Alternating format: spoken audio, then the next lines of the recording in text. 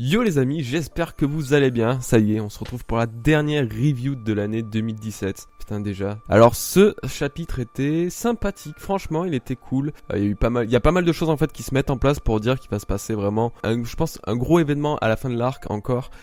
Tout ça en rapport lié surtout à Big Mom. Et je pense que ça va être vachement cool. Donc on va voir ça tout de suite. Et puis voilà, j'ai envie de dire, on va pas faire une intro de 3 plombes, commençons. Ah si, non attendez, si.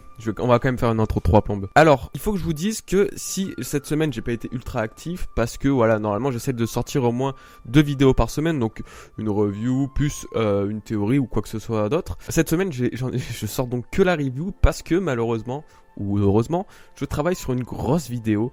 J'en ai déjà parlé d'ailleurs sur Twitter et sur le truc communauté YouTube. Une grosse vidéo sur Luffy, son éveil et ses futurs gears. Donc c'est vraiment quelque chose qui va être que je n'ai jamais fait. J'avais fait une théorie sur un de ces gears l'année dernière, enfin au mois de janvier. Mais voilà, c'était vraiment focalisé que sur un truc. Là, je vais essayer de faire en sorte que la vidéo soit l'une des plus complètes qu'on puisse trouver. Ça va pas être non plus ultra fou. Je sais pas comment sera le résultat. Pour l'instant, j'aime beaucoup toutes les choses que j'ajoute dedans. Ça va être que des éléments assez intéressants, des trucs du manga mais revenant à plusieurs centaines de chapitres avant ça. Et donc voilà, il y a plein d'éléments comme ça qui vont se retrouver, il va y avoir plusieurs grosses théories dedans et donc j'espère que ça vous plaira, donc je vous le dirai, mais c'est pour ça en fait je travaille dessus, j'essaye d'écrire, du moins je galère un petit peu. Bref, donc voilà, cette vidéo paraîtra je pense la semaine prochaine, donc voilà, d'ici là j'espère que vous passerez un bon Noël. Bon allez, on commence pour le dernier chapitre de l'année, le chapitre Une Mama Inconnue, peu cher. Alors on reprend directement le combat, donc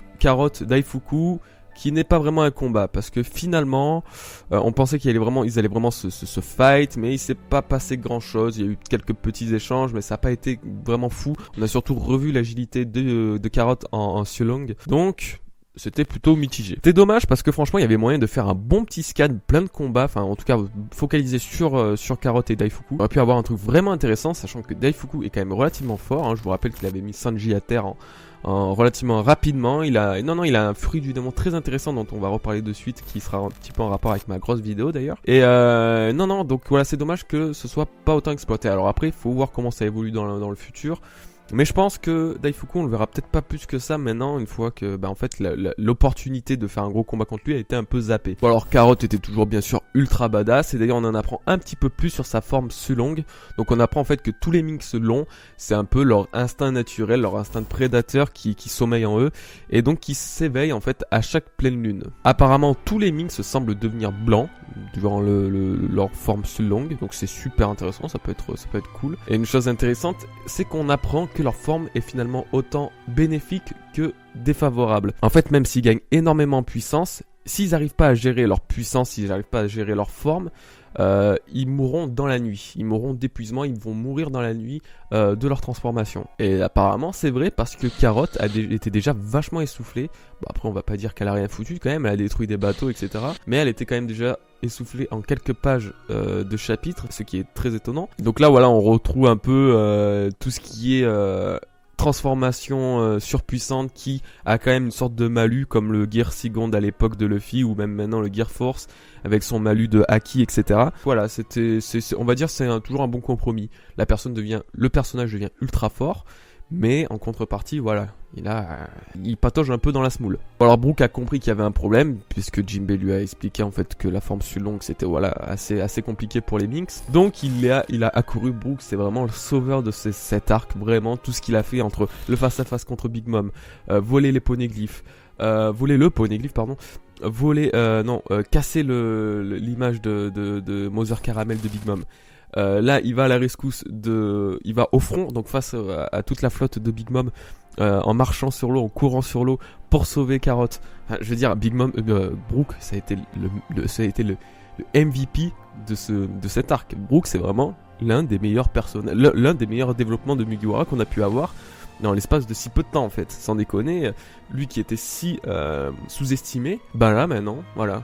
Je pense que peut-être Oda a voulu faire ça, il a vu que Brook avait pas une très grande cote de popularité, et là il s'est dit bon, on va leur montrer un peu ce qu'il sait faire, ce tas de squelettes ambulants, et finalement c'était bien cool. Donc voilà, pour en revenir avec ma grosse vidéo que je vous disais tout à l'heure, Daifuku pour moi un fruit du démon très intéressant de par le démon, le génie qu'il invoque. Et en fait, il dévoile un aspect super intéressant des fruits du démon que je vais évoquer dans la théorie, parce que en fait, le génie est bien un démon. Dans le manga, c'est écrit, sa technique s'appelle Magi. Et en fait, en kanji, c'est écrit démon, donc ça signifie démon. Et donc, là, on revient, une des théories principales que je vais créer dans ma prochaine vidéo, c'est qu'en fait, tous les fruits du démon peuvent avoir une manifestation d'entité, voilà, démoniaque qui habite justement le fruit du démon avant. Donc, en fait, les fruits du démon sont une malédiction de l'âme. Mais sauf que, voilà, les pouvoirs que obtiennent les utilisateurs de fruits du démon sont liés à un démon. Voilà, en fait, chaque démon maudit la cible, et c'est pour ça d'ailleurs qu'après, l'utilisateur de fruit du démon ne peut plus nager. Là, on voit qu'en fait, il y a vraiment une manifestation démoniaque. Donc, il y en a chez d'autres personnages que je vous citerai dans la vidéo, je vais pas tout vous dévoiler ici. Mais là, on voit bien qu'il y a une manifestation d'un démon chez Daifuku, qu'il appelle d'ailleurs maître. Le démon est blindé de haki. Voilà, je trouve que c'est des choses relativement intéressantes qui peuvent créer de très bonnes théories. Je pense que celle que je vais développer va vachement vous plaire parce que ça reste à plein de choses qui ont été dites dans le manga en relation avec par exemple Barbe Noire.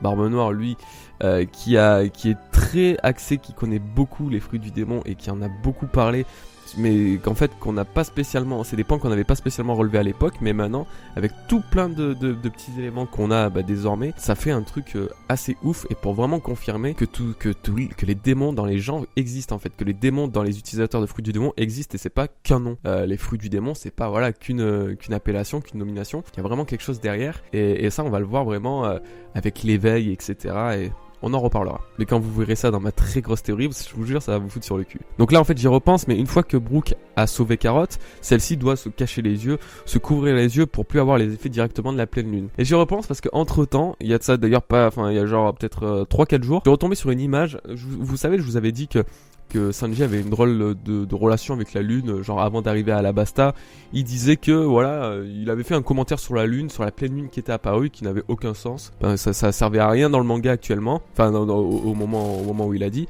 Mais voilà, il a quand même dit, et c'était un peu étonnant. Donc oui, il avait fait le commentaire comme quoi, tiens, c'est la pleine lune bientôt, ou ça va être la pleine lune ce soir, bref. Et donc ça m'avait fait penser à Carotte elle-même qui avait fait le même commentaire. Et ça se trouve que Chopper, donc 10-15 chapitres après, parce qu'en fait Sanji avait dit ça avant d'arriver à Drum et pas à Alabasta. Et donc une fois sur Drum, Chopper avait fait la même réflexion, il a dit, tiens, c'est la pleine lune, ou ça va être bientôt la pleine lune. Et là je me demande s'il n'y a pas encore vraiment un lien avec la pleine lune dans l'histoire de One Piece. Un lien carrément avec la lune. On a bien vu qu'il y avait une civilisation avant, donc où Ener se trouve, ou se trouvait, on sait pas encore où il est actuellement, mais on a bien vu qu'il y avait une civilisation, il y avait des êtres qui la peuplaient, un peuple, et du coup je me demande si c'est pas un petit foreshadow d'Oda depuis le tout début, comme quoi voilà, peut-être la lune, on va apprendre que certains sont descendants de la lune, ou des trucs comme ça, genre peut-être Luffy est un descendant de la lune à cause du peuple, avec les peuples dédits et tout. Moi je sais pas honnêtement, faut attendre de voir, mais que la lune soit autant citée,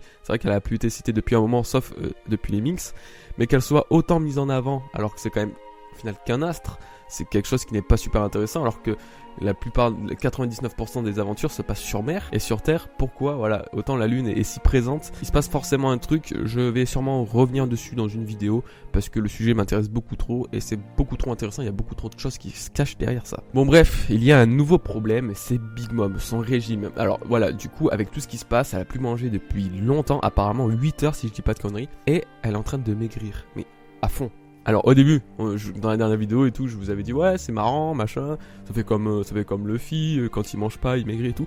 Sauf que elle c'est vraiment sérieux, et ça intrigue Perospero. Il dit qu'elle est en train de se transformer en monstre inconnu, mais qu'il n'avait jamais vu avant quoi.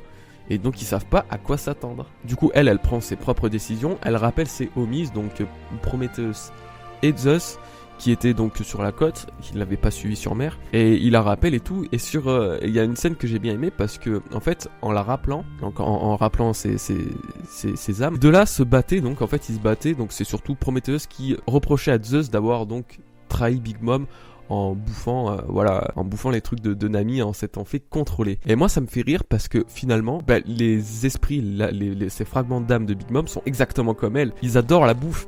Et on peut pas lui en vouloir à Zeus. Au final, on lui a servi quelque chose qu'il adorait, comme à Big Mom, on lui sert des friandises ou des gâteaux, etc. Et finalement, ça me fait rire parce que Zeus, il en prend plein la gueule, alors finalement, c'est sa nature on va dire, c'est sa nature, c'est son instinct naturel de courir après tout ce qui peut être bon pour lui, comme le fait Big Mom au final.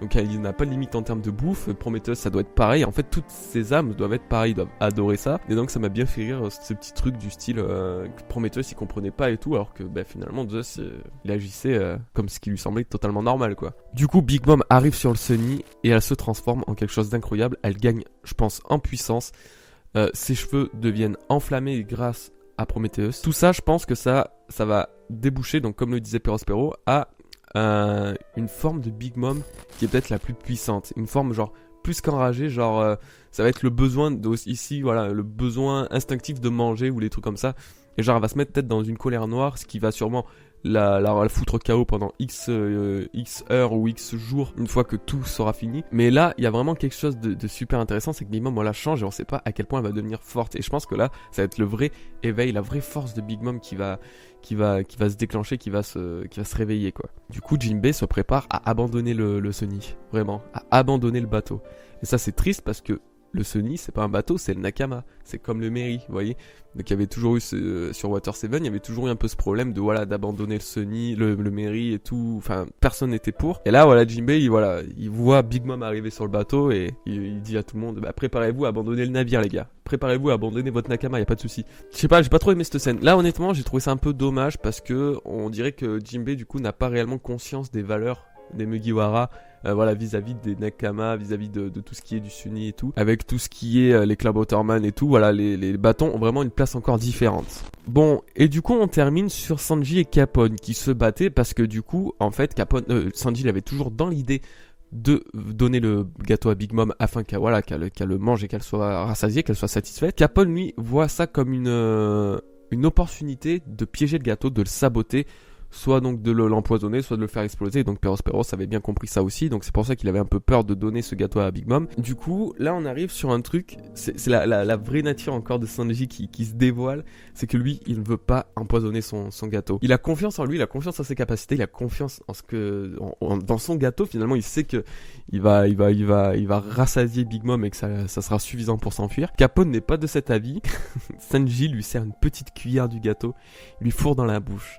Et là, Capone, mais lui qui, on le voit aimer la nourriture, mais sans plus, voilà, il n'y a pas non plus la nourriture et Capone n'ont pas une relation comme Luffy, tu vois, c'est pas quelque chose d'incroyable. Et pourtant, ça suffit à Capone de tomber dans les vapes, etc. Montrant encore plus à quel point le gâteau est incroyable. La masterpiece, donc le chef-d'œuvre de Sanji. Et donc là je me redis encore une fois, mais Big Mom, quel effet ça va faire sur elle? Obligé, ça va être la meilleure chose à laquelle elle va goûter, c'est certain, ça se voit de toute façon, elle va le dire, c'est sûr et certain, mais moi je veux voir en fait à quoi ce que ça va donner. Je suis certain qu'il va la mettre KO avec ce putain de gâteau, c'est sûr. Et là ça va être une sorte de running gag entre Sanji et Zoro, genre Sanji va dire ouais moi j'ai quand même mis KO un Yonko, et toi qu'est-ce que t'as fait, tu vois. C'est genre typiquement le genre de truc que je vois arriver dans le manga, et donc non, vraiment c'est cool, j'attends vraiment de voir ce que Sanji va faire avec ce gâteau. Je sais qu'il va pas l'empoisonner, c'est pas dans sa nature de cuistot, mais je veux voir en fait le rapport que ça va être avec Big Mom et tout, à quel point elle va l'aimer. Ça se trouve elle va vouloir garder Sanji avec elle du coup, pour qu'il lui cuisine tout le temps des plats comme ça. Je ne sais pas, mais quoi qu'il en soit, je pense que ça va être relativement ouf. Ok, donc je ne sais pas pourquoi, mais mon enregistrement a crash pile au moment où j'ai tapé des mains, donc ça tombait bien parce que c'était la fin. Donc voilà les amis, je vous remercie quand même d'avoir regardé cette vidéo. Je garde le téléphone avec ma main parce que j'ai la flemme de le remettre et j'y arrive pas surtout. Je vous dis donc à la prochaine, donc à la semaine prochaine pour ma grosse vidéo. J'espère que vous serez là vraiment. Je vous souhaite un bon Noël pour ceux qui le fêtent, mangez bien. Et puis voilà, on a encore le temps de se dire à l'année prochaine ou bonne année parce que de toute façon, on se revoit d'ici là. Je vous invite quand même à laisser un petit pouce bleu sur cette vidéo si elle vous a plu. J'espère que le montage vous plaira quand même parce que malheureusement, je pense pas avoir énormément le temps, de le faire. Donc malgré tout, parce qu'après je dois recontinuer mon écriture, ma grosse écriture. Donc voilà, je vous embête pas plus, je vous remercie, je vous dis à la prochaine, portez-vous bien, peace.